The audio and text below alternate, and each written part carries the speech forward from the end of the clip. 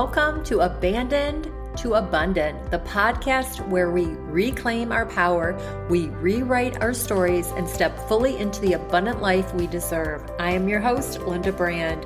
I am a certified life coach, a dream builder coach, and an entrepreneur. I know what it feels like to be lost, stuck, and alone. I know what it feels like to be abandoned by life's circumstances, but I also know what it takes to rebuild and create a life of overflowing with passion, purpose, joy, and abundance. You are worthy of living a life of joy and abundance. If you're here, there's a reason. If you're ready to break free from limiting beliefs, step into your most authentic self, learn to love yourself, manifest the life of your dreams, you are in the right place. Let's shift from feeling abandoned to feeling abundant. Are you ready? Let's go.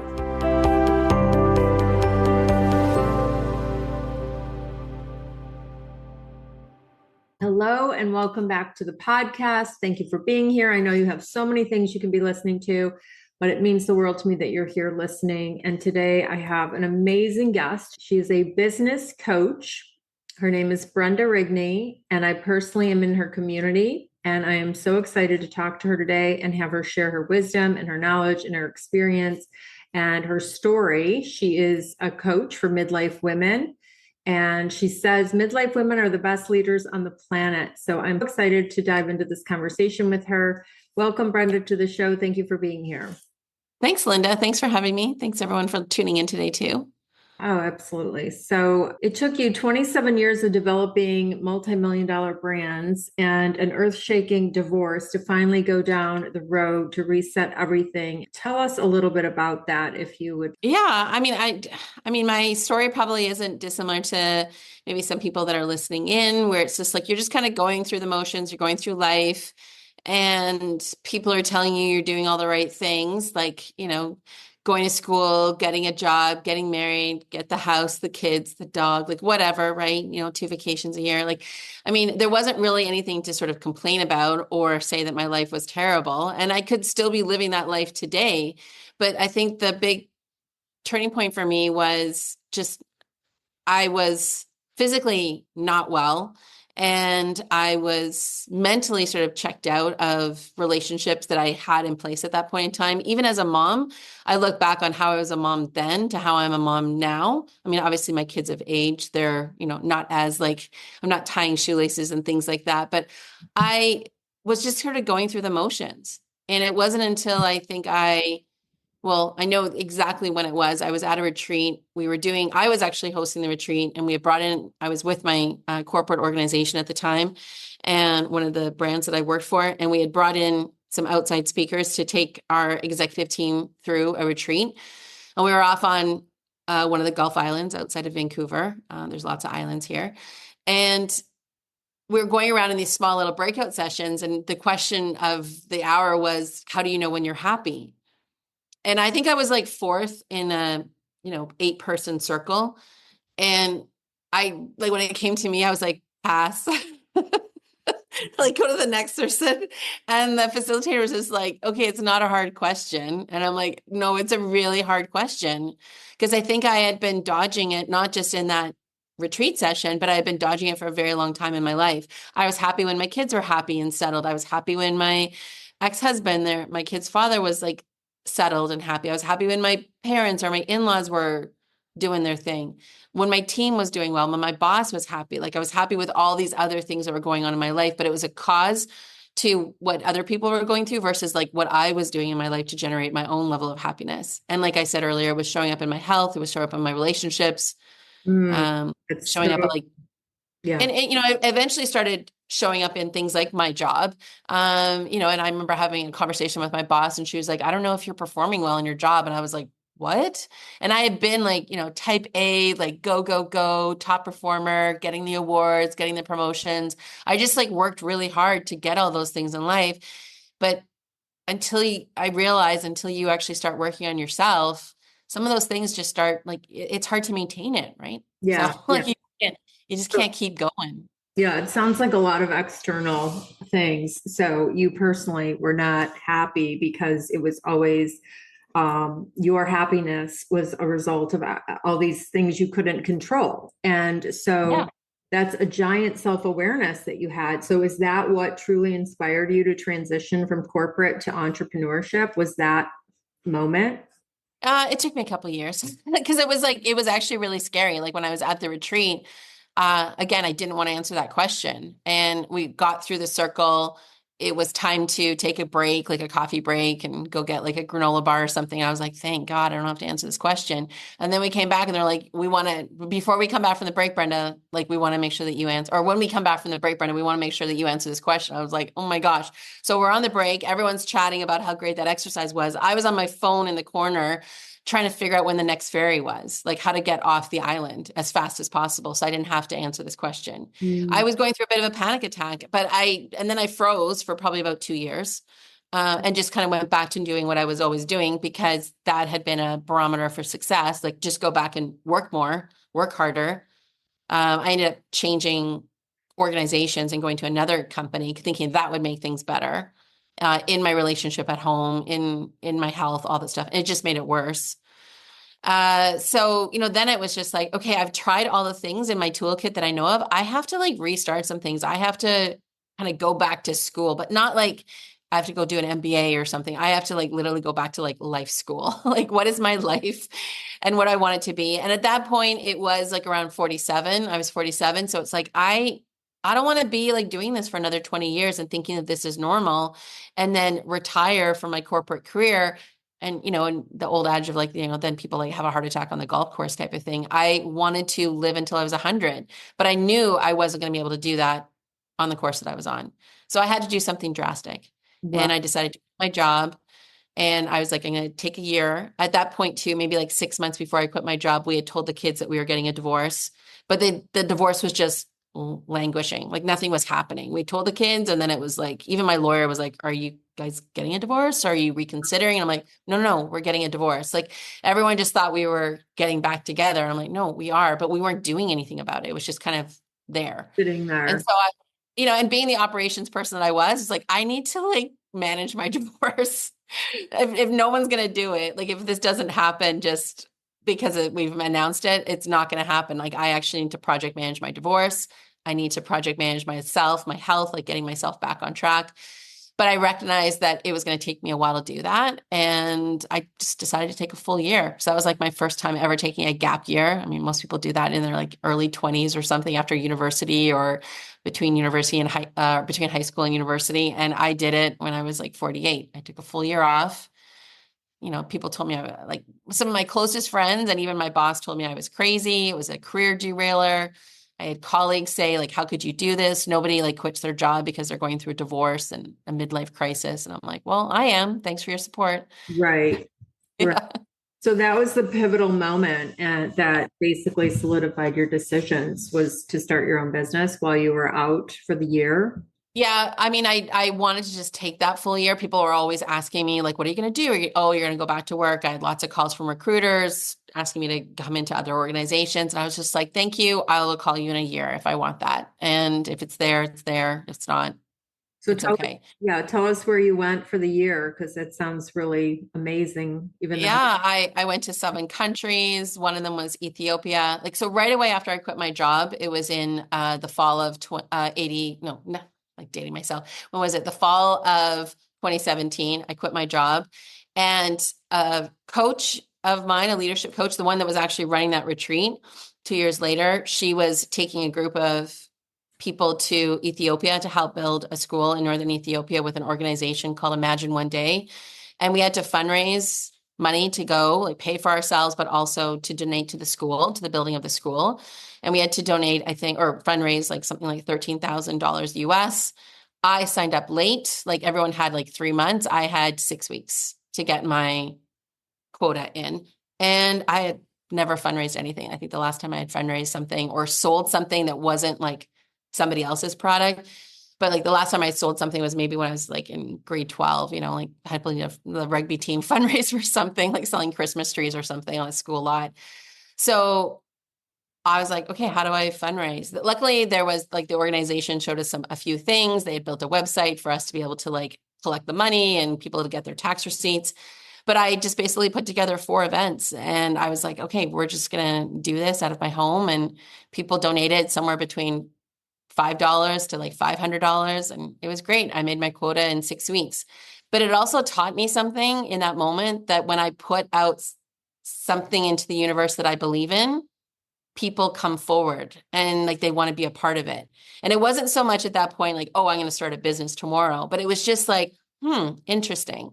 Could I do more of that? Could I do that in other ways? Like it was kind of like the first lesson in that journey in my gap year. And then it was just putting myself in situations. People, some people say, hey, we're going to go here. Do you want to do that? And in the past, it would have been excuse after excuse after excuse. So really just, unleashing sort of that risk taking, not to the point of like detriment. I was still a mom. I still had responsibilities, but it was just more about doing things that I had never done before because I always had some obligation or some reasoning why I couldn't do that, some justification. And so pushing myself outside of that comfort zone. So it was a time of learning. I did go back to school. I did my board certification, traveled to 7 countries, got my kids and I established in our new home, which was really important for me. I didn't want them starting that school year in the fall, like living between Airbnbs and things like that. I wanted like to have a home. And then it was time for me to start thinking about what I would do next. And I actually had a friend of mine, a colleague that I knew from my corporate days, who had gone off and she was now a consultant. She came to me and said, hey, you know what, we're taxed right now. We can't take on any new clients, but there's a client that you'd be perfect for. And I think with your experience, you guys would get along and you should just do it. And I met with a client. I worked with them for 6 weeks and I made $30,000 in 36 weeks. Wow. And what were you doing? Consulting with them. And it was just doing what I was doing before as a COO. So I think that just, again, kind of like, okay, if I just put that out there, there are people that actually want to work with me in this capacity. And it allowed me, like I made $30,000 in 6 weeks, working like 20, 25 hours a week. Okay. Which, the flip side is I could have done that in my corporate days, but working 70 hours a week and just burning myself out and, excessively overweight and all these things that were sort of like imploding in my life. So it just sort of showed me something, a model that was possible. I still at that stage in like 2018, when I was on my gap year and these little lessons and these little tests that were coming my way, I still didn't necessarily have like a business model yet. I still didn't know like, okay, how do I get this on repeat? Is this just a fluke? So I was still in that sort of curiosity phase.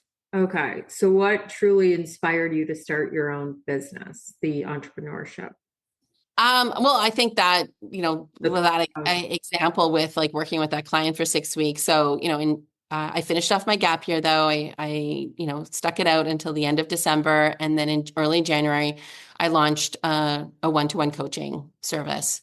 Nice. And I just basically, I didn't have anything. I didn't have a website. I didn't have business cards. I just used my personal Gmail account. I didn't even have like a BrendaRigney.com account. And I just emailed everybody that I knew and said, hey, I'm doing this 5-week one-to-one coaching program. This will be the result. And wow. And I had like, I think 15, 20 people sign up and I was like, okay, I'm on my way. Let's go. Oh my goodness. I love it. So what, let's see, many midlife women feel stuck in corporate, but are afraid to take the leap. What advice would you give them?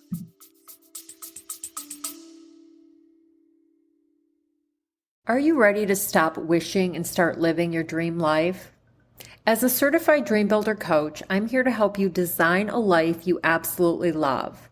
In my 12-week Dream Builder coaching program, we go deep into uncovering what truly lights you up, breaking through the fears and limitations holding you back, and taking real inspired action toward your vision. This is more than a program, it's a transformational experience that will shift the way you see yourself, your goals, and your future. If you're ready to create your dream life instead of just dreaming about it, let's make it happen together. The link is in the show notes. You are worthy of your dream. It is possible for you, and I am waiting for you. And there is a special going on right now, so check the link in the show notes, and I would love to see you there. If you have any questions, send me a message. Uh, I think the biggest thing that I see, and I went through this myself, is I think you feel like you need to have like the business model all set up. Like it's kind of like, oh, I have to go to the bank with my business proposal and, present all the facts. Like I have pivoted my business 3 times in the last 6 years. Is that too much? Maybe. Is it too little? I don't know. But when I talk to various entrepreneurs, there are people that have, pivoted multiple times. So I think don't start your business with like perfection in mind. Like if you just have a hunch about what you think you would do, again, if I was to break it down for anybody, I would always say, look at some core things. Like what are the things that you're really good at, your skills, your talents, your abilities, and get really clear on those things. Like if you're awesome at bookkeeping, we'll start a bookkeeping business. Like that is just a natural way, because then it's just, what to ask for, how to deliver on those services. You can meet those client expectations because you know what the work looks like. Or think about your passions, your beliefs, your values, like what is important to you, because that will help narrow down the type of people that you want to work with. Do you want to work with people that are new to bookkeeping services and like don't know what that requires, or people that have expertise working with a bookkeeper and they're expecting, X, Y, and Z from you? So get really clear on that. And then I think it's also your own experiences, your past, your present, and soon to be future that you look at. Like for me, it was like I wanted to design a business that also allowed that flexibility. When I saw that I could make $30,000 in 6 weeks, working 20, 25 hours a week, being a single mom and getting that travel bug in there, because in my gap year, I traveled to 7 countries. I was like, I don't want to lose that momentum. Although COVID kind of gave me a little bit of a wrench there, but I didn't want to lose that momentum on what I was sort of starting with. So it's like, how could I create that for myself too? Because my experience before in working was working 70 hours a week. And that was like a symbol of success. How could I invert that model to be doing 20, 25 hours a week? So I think once you can figure out those things, like what am I good at? What am I known for? And, what's my experience or experiences that I want to create? Then you can actually start figuring out what that business is. But I think that's something that's really important versus like, oh, I have to find the perfect business model and then I have to work myself to that. Like I've seen a lot of women go, okay, I need to be this. And so now I have to go get 20 certifications to go be that. Yeah. Versus I think in midlife at 40, 50, you already know so much. Yeah, I wanted to ask you that. Your statement about midlife women know so much or can do so much or whatever. What is your saying? Yeah. We're already leaders. We're as the best leaders on the planet. Yeah, the best leaders on the planet. So why do you say that? And yeah, and then yeah. Well, first of all, it's like I started learning about leadership and management when I was 21 years old. I started working for the Gap as an assistant manager in training. They taught me everything about how to lead and manage people and get the best out of people and production mode, all that sort of stuff. But it was a great foundation. But the reality is once you get to kind of midlife, I mean, like think about all the things that we juggle in our midlife. Like some of us are parents, some of us are, caring for aging parents. We have businesses. We have responsibilities in our community. We might be fundraising. We might be volunteering at our church or other like foundations. Like we're doing multiple things. Yeah. If our friends call us, we help them out. We're managing all these things. Back in my 20s, like that's leading and managing people. But a lot of times women don't actually have titles of leadership because of whatever, our upbringing, our schooling, our education, our work experience. So we don't think of ourselves as being leaders, but we're actually already demonstrating those leadership abilities. Yeah. So why not go into business for yourself and do the things that you already know how to do? Because there are 8 billion people on this planet and literally somebody needs what you've got. Yeah, absolutely. How do you help your clients cultivate confidence and resilience in the new chapter? Because not everyone's going to make 30K in 6 weeks like you did. No. So, and that was a bit of a fluke. I like when I started my coaching business, I had to then go, from the ground up and put in those systems, those processes. So confidence to me is, yes, I mean, a lot of the things I think that you do when you talk about empowerment and getting clear about your vision, your values, your goals, I think are really important because then you've got that foundation for making decision making. I think a lot of times we are taught to make decisions like, yes, we can make decisions from our gut, but we also are taught to make decisions based off of somebody else's perspective, right? Somebody else's value system, even if that's family beliefs or religious beliefs. Could be even organizational beliefs because I started in business so young. A lot of the sort of business beliefs that I have about how to make money or how to communicate with people are based off of those organizations I worked with because I was so young and impressionable. I just like took on those value systems. But I think at some point or another, whether or not you're doing this in your 20s, when you're kind of leaving the family home, or you're doing it at midlife, when you're recognizing some of the things that I've like went through, is getting clear on those, what is the vision that you want to have for your life, and that your business is a part of it, but it's not like you're just going from corporate to business. It's like, this is an opportunity to check in with what's important around your relationships, your health, your wealth, so that when you're designing that business, it's actually complementing it. And Yeah. then from a confidence standpoint, yeah, there's going to be rainy days in your business. Yeah, you're not going to get the income you want coming in on a Friday by 5 o'clock. But if you're doing all the things that link into that vision, that enough is like enough for me to have the confidence that I'm doing things right. It's not, am I doing it wrong or right? I should correct myself. It's more about I'm doing things in alignment with my vision, my values, and the goals that I set out for myself. And my timing might be a little bit off, but that's okay. And it's just, getting clear on what those things are so that every day I'm making choices and decisions around those things. Amazing. You've built an incredible community that I'm a part of, Aligned Thank you.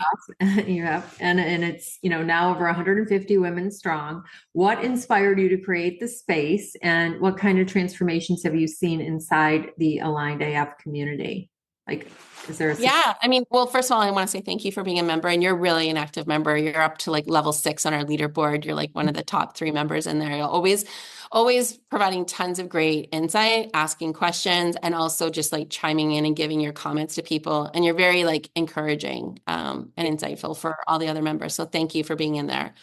Um, I think the big thing for me is actually like during COVID, like I was, coaching, and I was pivoting my business and dealing with all the things and social distancing and not traveling and wearing masks and being like a good citizen that way. But, there were reports coming out around what was happening with companies in the job market. And you were starting to see things. So like obviously COVID kind of hit North America between like March. It was around spring break for us in Canada here. But like between, March and May, we're all in this sort of quandary about what was happening. So things were up in the air over the summer, but then we started seeing reports coming out in September, 450,000 women leaving their corporate job because they couldn't handle having kids at home because daycares were being closed. They couldn't handle the job, caring for aging family members, all these things that were coming to a head. The social systems that women count on in order to juggle all the things that we've got going on in our life. We're shut down. Like in order for a woman to actually hold down a full-time job, and especially any women in in positions of leadership where they've got multiple responsibilities in organizations, they depend on those social systems. And when all of those things were clamping down, the only thing that they could do was quit their job, because they'll do that. Like women will do that. If again, a neighbor is sick, if we have to stay because our kids are sick, we will do that first. So it started in September. I was seeing stats coming out of the U.S. Labor Department, 450,000 women quitting their job, done. I was like, what? And then October, 500, it was just like, it was growing, another 500 and something. November, 600. And I was just like, where are all these women going? And they're staying at home. Yes, some of them were able to pivot. They got some subsidization and then start their own business. But I was like, that's a major brain drain on our economy, in organizations. And I'm thinking about my mom and me, like working and you like working in those like corporate environments and building up organizations and getting into positions of leadership. I was like, who's going to be mentoring my daughters when they're coming out of high school and going into the workplace? So that was sort of foundationally what was happening in my thought process. I was seeing all these women leaving, and I'm like, where are they going? What's going to happen to them? That's going to impact our economy. That's like our intellectual property, like all these people that have all this great knowledge.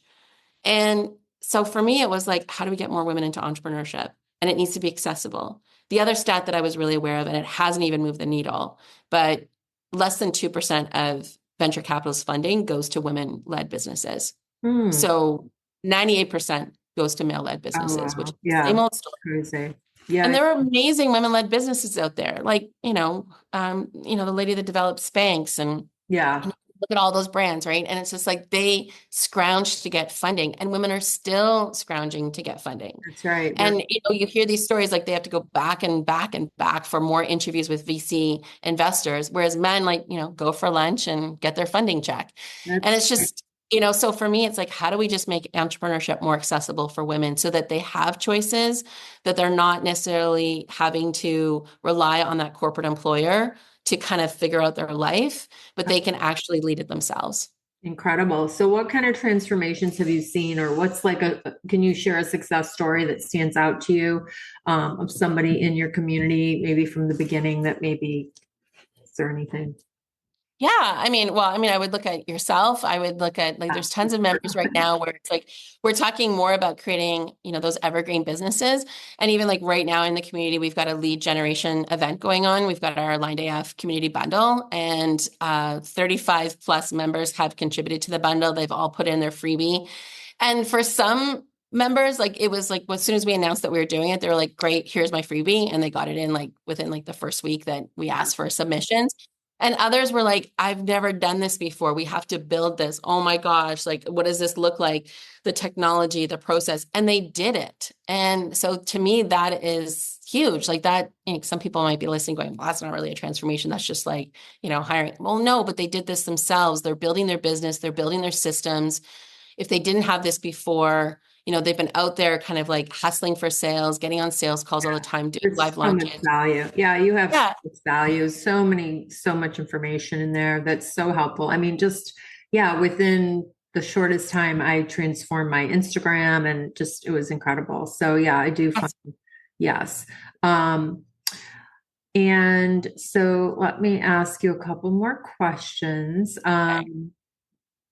How has building that community shaped your entrepreneurial journey? Like, how has that, you know, affected your journey? Because I know it's kind of exploded now, but like initially, and I mean, it's the whole entrepreneurial journey is a self-discovery journey, kind of like when you went for a year and did your self-discovery, right? It's the same, almost a different form. So how has the community growing and all that, like, have you had any personal, has it shaped you in any way? Yeah, well, here's one of the things that it's actually really, really fresh, and I'll share it with you. And I'm going to be doing some posts about it. I'm also going to do a podcast about it. But I've realized right now, and this sounds so funny for me, and it still feels really awkward to say it, but I'm actually really bored right now.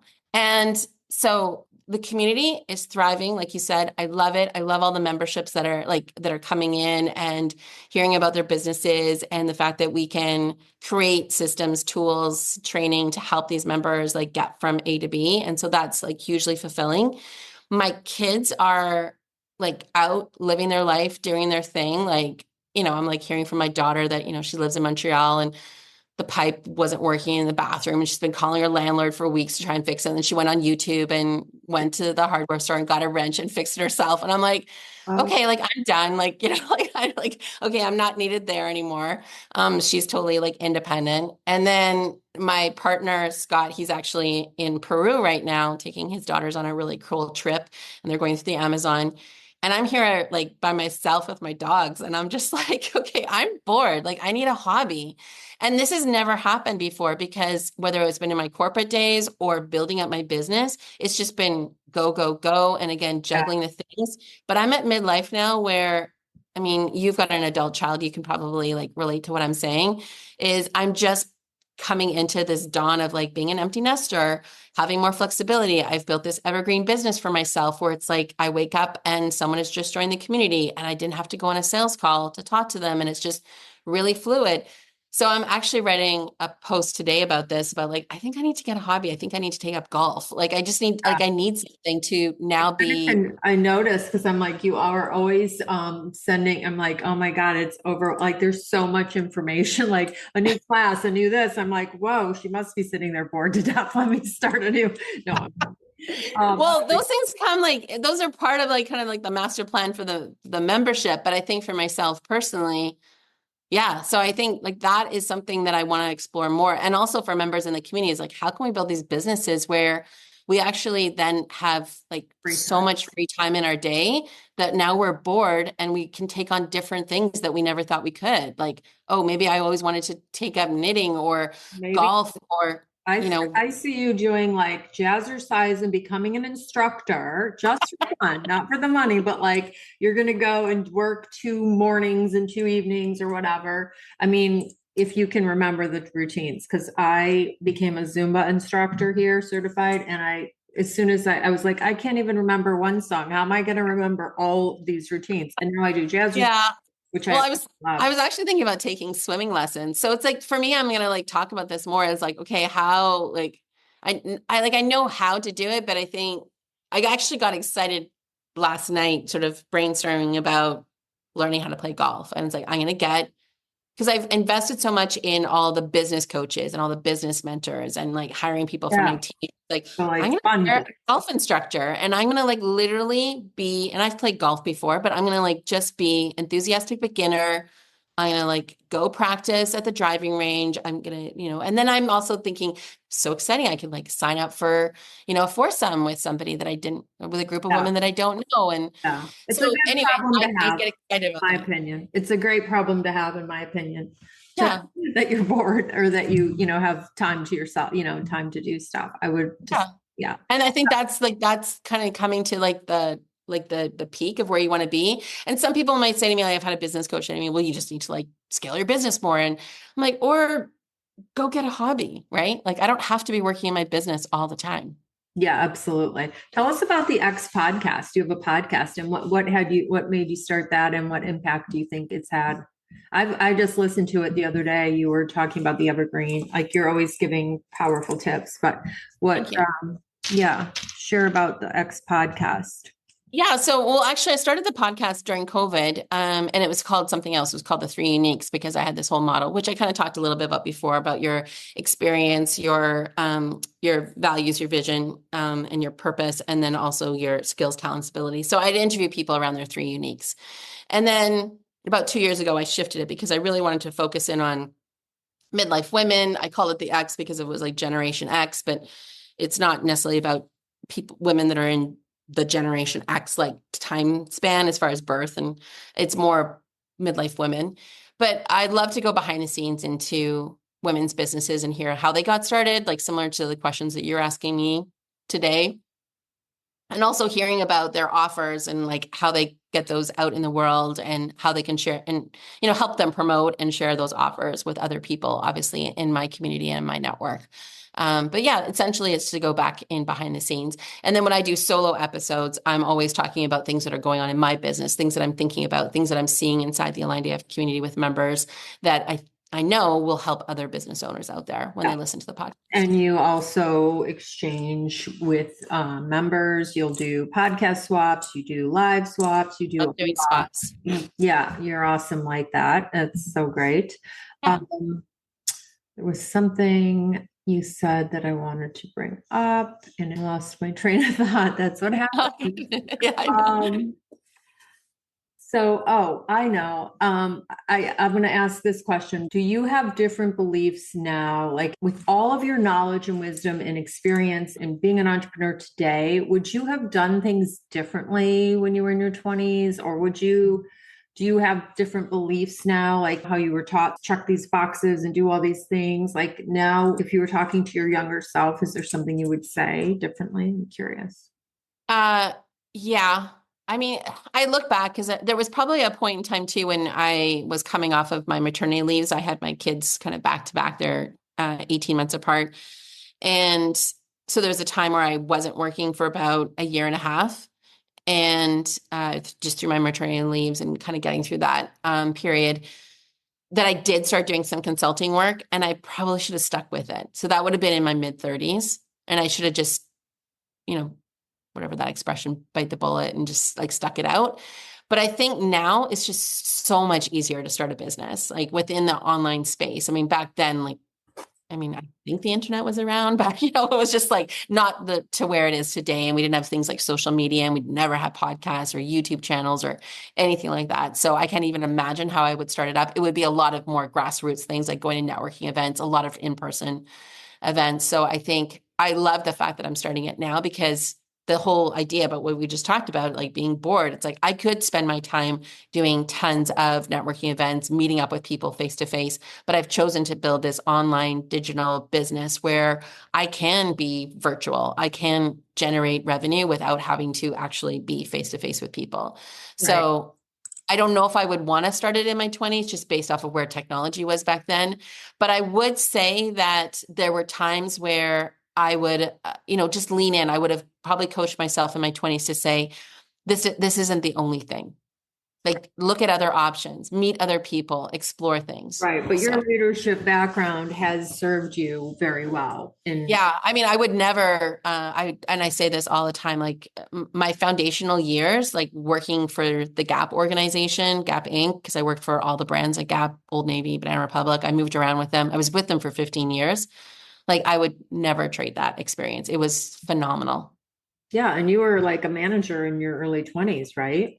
Yeah, I was running one of the highest volume stores in Canada when I was 23. I had like 200 employees working for me. My dad, I remember coming in one day, like during the holiday season over like Christmas and going, what the hell? He's like, I've been running my own business for years. It's like, you are like doing like handstands around me. And it was a really great time to join the brand at that point. I mean, Gap has gone through lots of changeovers and stuff, but at that time it was just really empowering. They did an amazing job training people. We had like the best people coming in, like Marcus Buckingham would talk to us at our annual meetings, and like we'd have like great speakers coming in. They definitely walked the talk as far as developing young leaders in the business. And it worked. They stuck around. They were there for years. Yeah. And you also had a great foundation with your parents, right? And your grandma or something. Yeah, I mean, I would never knock that for anything, and that's where I think like when I reached that point in my midlife where I made that drastic change to change my corporate career, and so many people were saying like you're being either selfish or you have so much to be grateful for, and I did, and I don't want to knock that because some people didn't have that upbringing or that schooling or that opportunity to get in a company at the ground level and have that success early in their career. And yet I want the message to be about, and you can also change that. So Mhm. Tell us about your spiritual beliefs, just because this podcast, we always talk about spiritual love it. awakenings and yeah, and we talk about, higher power and, what is have you always had a higher power that you believed in your whole life or? Well, I was raised to be Anglican United. My family origins are from Ireland, Ukraine, Scotland. So we have a lot of like Ukraine would be like similar to Russian Orthodox, and so Catholicism, and then Irish Catholic, devout Irish Catholic. But as our family settled in Canada, we just went to the church that was close by, and so my family later adopted more of an Anglican or United Church faith. So I went. I was baptized and went through all the steps, Sunday school, all those things. But I got to a point too when I was probably about 14, 15, where I chose the church of skiing. Like I live in Western Canada and like there's great ski hills, and it was a choice of going skiing on Sunday mornings or going to church. And I know I kind of rocked a few episodes with my parents or with my grandparents around those conversations, but it was like not showing up to church and going like, where's Brenda? It's like, well, she's out skiing again. So I think probably in my early 20s, I moved away from it. But there's moments because I love to travel. So I have an obsession with Gothic churches. When I go into Gothic churches in Europe or in Central or South America, I definitely gravitate to it. I know all the stories. And, it's actually served me well, like being spiritual that way. But I guess I wouldn't necessarily say that I practice like a specific doctrine. I don't follow necessarily an organized religion. But spiritually, I mean, for me, it's about nature and connecting in with nature. When I'm out in a walk, trying to find, where the next group of orcas are or sea lions and connecting in with that, being very concerned about the environment and what we're doing. I think those are sort of practices. And then, I've learned about different indigenous practices, right, that are rooted in some things that like Western culture has adopted either through yoga or EFT tapping, but knowing that they're origins from places in South Asia. So Wow. So EFT originated in I didn't know that. well, it's a form of acupuncture, right? Oh, So right. Chinese medicine, Oh, ancient yeah, Chinese it is. medicine, and Yeah, and yoga obviously has been like fully commercialized in the Northern Hemisphere, but obviously originates in South Asia. And, even going to India and spending time in India and spending time on an ashram and learning about sort of origins of yoga and how it's just like babies are taught it, right? Yeah, yeah. So, how would you define success now compared to when you were in the corporate world? Uh, Well, I say success now and then say maybe success a year from now. So success now is getting out at 4 o'clock to do a dog walk with my partner, Scott. Like that is just like ultimate success for me. So then just knowing that when I leave and I go and do my walk, it's like, it's the best for me. And also spending time with Scott, who's my life partner, um, is amazing. A year from now, it's going to be my golf game, I guess. Like, like how's my golf game going? But success in corporate would have been how much money I'm making, how my team is doing, did we get acknowledgement at the last like corporate junket, those type of things, right? Yeah. And I can't even remember those accolades anymore. Yeah. So Is there anything that that you do on a daily, like daily habits or rituals that help you stay focused and empowered as an entrepreneur? yeah, I mean, the first thing is recognizing my body has changed so much. So the fact that I'm running a business while I'm going through menopause. So I don't take calls before 10 o'clock. I'd really try and monitor that. It wasn't always that case. Like when I first started my business, I would sort of adopt that same corporate schedule. It's like, oh, work 8 to 5, Monday through Friday.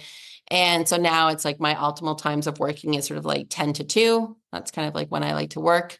And so that's just me recognizing my body. Anything too early. It's not that I'm not up early. I'm doing things like working out. I love my Peloton. I love walking with a weighted vest.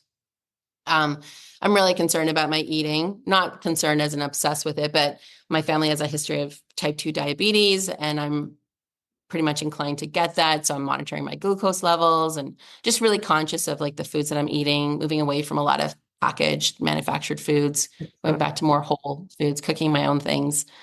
Yeah. And just like what I consume, right? Like who I'm around and what I consume is like the most important thing. Amazing. So let's see. I have all these questions. I don't know. Yeah, I love them. Something about your journey that people don't often see or hear about.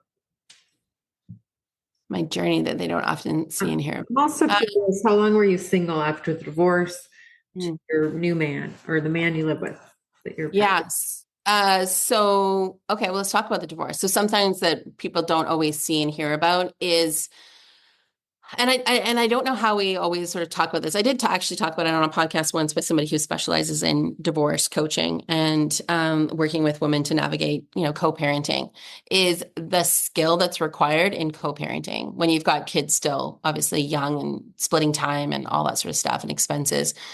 Because it's one thing I think to kind of decide that you're going to get a divorce, then it's the divorce. Then it's the grief of being divorced. Then it's like, oh my gosh, I actually have to co-parent. But you're actually co-parenting if you are a parent, if you have kids in the relationship, you're actually co-parenting through all of it. But somewhere in there, like you're on autopilot and you're just sort of functioning and you're numb and you're kind of going through all these stages of grief. But then you realize, actually, no, now I actually have to co-parent with you. And I have to co-parent with you until probably they're about the age of like 24.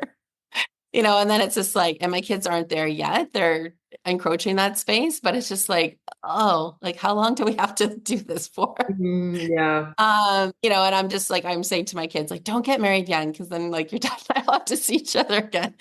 But I joke. But I think that's been something behind the scenes as I like run my business where it's like co-parenting with, your ex.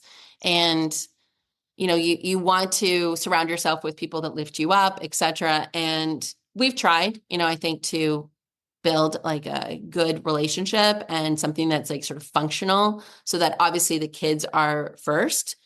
But there are times where you have to like, you're constantly navigating where it's like, okay, that feeling of like whatever pain point that was in our marriage when we were together comes up again when we're debating about whether or not someone should go to summer camp or get a new pair of jeans or things like that. And it's just like, oh, do we have to go back there again? So I think that's always been, I'll probably write about that maybe in an email, just like Mm-hmm. you Mhm. know, it's something that maybe we don't talk about as much as business owners, and I don't necessarily share that, partly because it's also about my kids, right? I don't necessarily like to talk about my kids and what's going on with them, and I also have respect for my ex. He's got stuff about me too, right? I don't necessarily want to disparage him or have it come across as being disparaging, because I do want to make sure that that relationship is protected. But at the same time, it's been something that, yeah, like behind the scenes, as I'm like trying to go through a live launch, like, I don't know, I'm dealing with this like co-parenting situation. So I think that's always been in the background that people don't necessarily see about or hear about. Right. And then connecting with Scott. So yeah, I guess the divorce got finalized in 2018, and Scott and I met in 2020 during COVID. It was like 2 years later. But we didn't move in together until this past year. So we're in 2025. So we moved in together in 2024. So we had a long distance relationship for about 4 years, because Wow. I lived in Vancouver, in downtown Vancouver at the time, and he was on Vancouver Island. So it was a 90-minute ferry ride. Mm. And during COVID, sometimes there'd be lockdowns where we had to protect the island. Like we didn't want COVID to rampage to the island. So it's like you couldn't come over. They'd have like lockdowns. Only residents of the island could take the ferry and go back and forth to Vancouver. But mainland people couldn't come over for like, there was one stretch, I think for 7 weeks, we didn't see each other. So Wow. And you guys met online, right? I think you told me that. we met online, and it was just a fluke. We were on one profile or one platform, and my algorithm was set to like a 25-kilometer radius. We deal with kilometers instead of miles and because I didn't want to like drive a long distance, because I had kids at home, and I was like, if I'm going to meet up for somebody for a cup of coffee, I just want it to be like around the corner. I don't want to meet anybody that's like 2 hours away or something. But he was in Vancouver on business. And so I guess the algorithm reset while he was in Vancouver on business. And so then we started chatting, and we met up. And then I found out that he was actually from Vancouver Island. I was like, oh, all right, we'll figure it out. I like you. We'll see if this works. Oh, I love it. That's amazing. Yeah. Yeah. And then I decided to move here last year when my youngest graduated from high school and moved away for university. Nice. Did your ex find anyone? Yeah, yeah, he's found somebody around the same time that I met Scott. That was kind of ironic. So the kids were kind of like meeting new people around the same time. And what are your girls, what are they doing with their lives? Just curious. Like, what are they going for? What are their dreams, desires? Yeah, my eldest, she's at McGill University in Montreal in Eastern Canada, and she's really passionate about PR, communications, in fashion, something in like art. She's very much on the artistic side. She's a great writer, very much into like style and design herself. But I think she sort of looks at it not necessarily like creating fashion, but being on the PR, marketing, communication Right. side. Expressing herself through. Yeah. Yeah, exactly. So she's, looking at those things, getting an internship with a communications company this summer, and she's living it with her girlfriends. They've got a like amazing house. They met in residence. They're going into their third year in the fall, and they've already got their new house. And yeah, it's just like awesome. Like they're in downtown Montreal, which is like a vibrant city and tons of fun things to do. It's like a little mini Paris. And Yeah. I um, was there. I was in Montreal and Quebec in 2016, the summer, August 2016, right after my, it's fun. yeah, it's beautiful there. Yeah, it's a really fun city, and I love going back to visit her. And then my youngest, she went to school in Switzerland, so she's finishing off her first year in Switzerland, and then she's going to be coming back to Canada and going to school in Halifax, which is also on the East Coast, so in the Maritimes. What does she want to do? She wants to be a writer for sure. Both of them are really strong at writing, kind of like their mama, and she wants to be a writer, but probably more either. There's like kind of three pathways. Either she'll go the academic and actually go all the way up to becoming like a professor and like be an English professor or something like that. Like she could see herself doing that. She could also see herself being a screenwriter, writing novels. So, Oh, wow. Love it. Love it so much.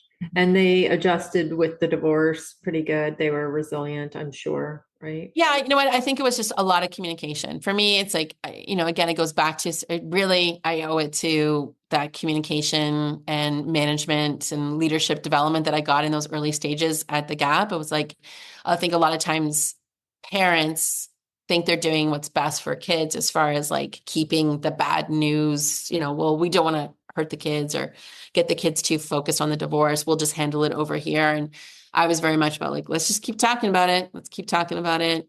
So when they would come back to, when they would come back to my place, and it wasn't about talking about what was going on at dad's house and how they liked things or didn't like things, not like a gossiping, venting session, but just like keeping the space open and, and not necessarily initiating it, but just being present for it. And I knew that every time they would come to my place, like on Fridays, that would be our switch off day. Sundays would be our switch off day that, like just know that Sunday, Monday, Tuesday would be sort of those days to like Adjust. decompress, Yes. debrief. And like, I just had to make sure that I was accessible. Like if I had like a Monday night meeting, they'd be like through the roof, but I was like, nope, Monday, Tuesday, it's just all about you girls and like what's going on with your life. And I mean, they were also young, but going into teenage. So things were happening, boys, fights with friends, didn't make the volleyball team, like their stuff, right? And it was just like making time for that. So, but I think what I ended up doing was working on myself, right? That was the big thing. Like by taking that gap year, I went through like a meditation certification. So I learned about meditation and my own breath and just how to calm myself so that when they were going through their stuff, which they needed to go through as teenagers, I wasn't like so consumed with mine.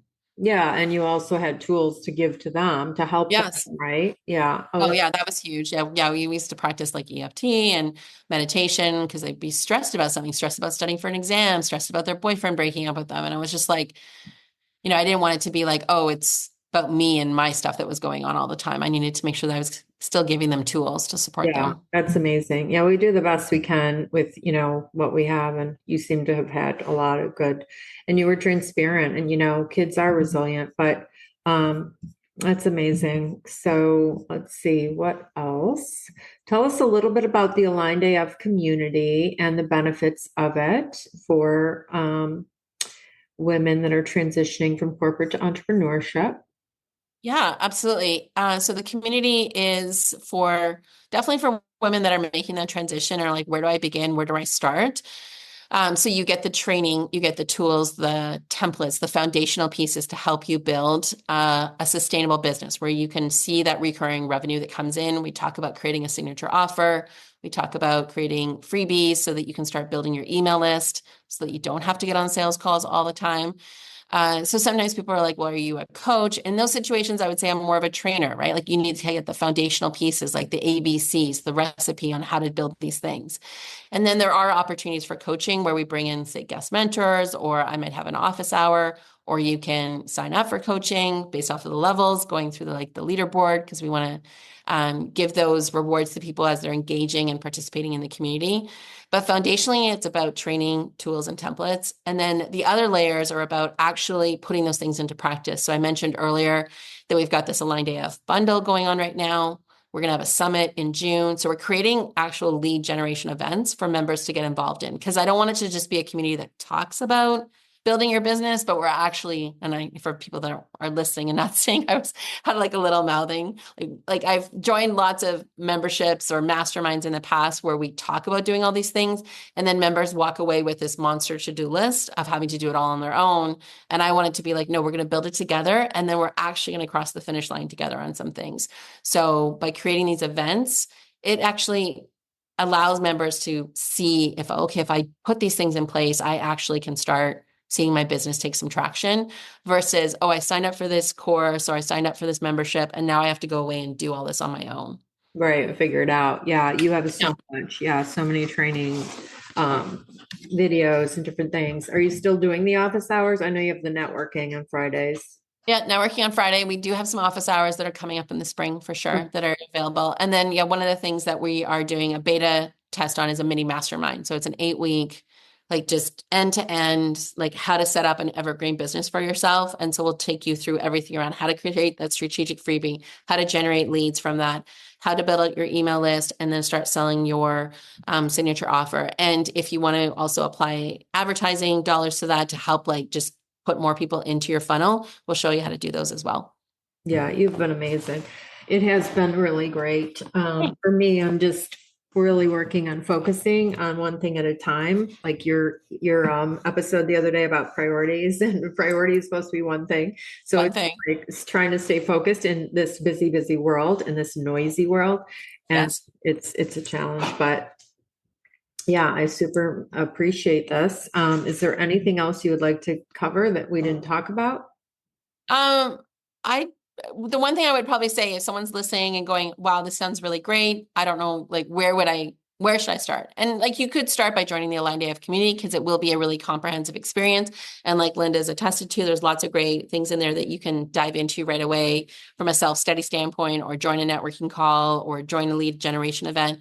But if you're still like, sitting in your corporate desk or in your job, your teacher job or your medical professional job, whatever that is, and you're wondering about if entrepreneurship is for you, you should check out also my quiz that I have. So you can find that on brendarigney.com. It's like a 2-minute quiz and 8 questions, and it will really help sort through like what type of entrepreneur are you? And then there are watch outs to be aware of, like, okay, if you're this type of entrepreneur, you may need these type of systems, these type of tools to help you start up your business. Or if you're this type of entrepreneur, this might be something that will help support you in it.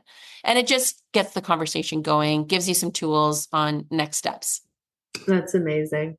What advice would you give someone who wants to build their own community like yours? Definitely check out the School platform. I'm a huge advocate for School, so SKOOL.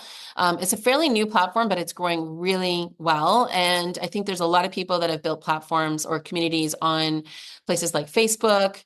And, now they're dealing with algorithms and advertising, and, half their Facebook people don't even see their posts every single day. The beautiful thing about School is that you can get it really up and running in, I want to say, 48 to 72 hours. You can start building membership in there. You can expand on it. You can even build like a sales funnel.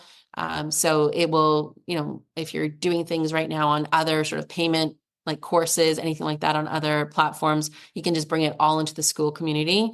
And School really helps support their community hosts. Like they're constantly bringing in new features. They already had like a really great platform to begin with. And then now what they're doing is just creating more lifetime value for all those members that have communities in there. Like they just brought in this new affiliate program. It's super cool that we've been asking for. And they're like, yep, we're building it. And they delivered on it. So I've been a part of other tech platforms where it's like, this isn't working.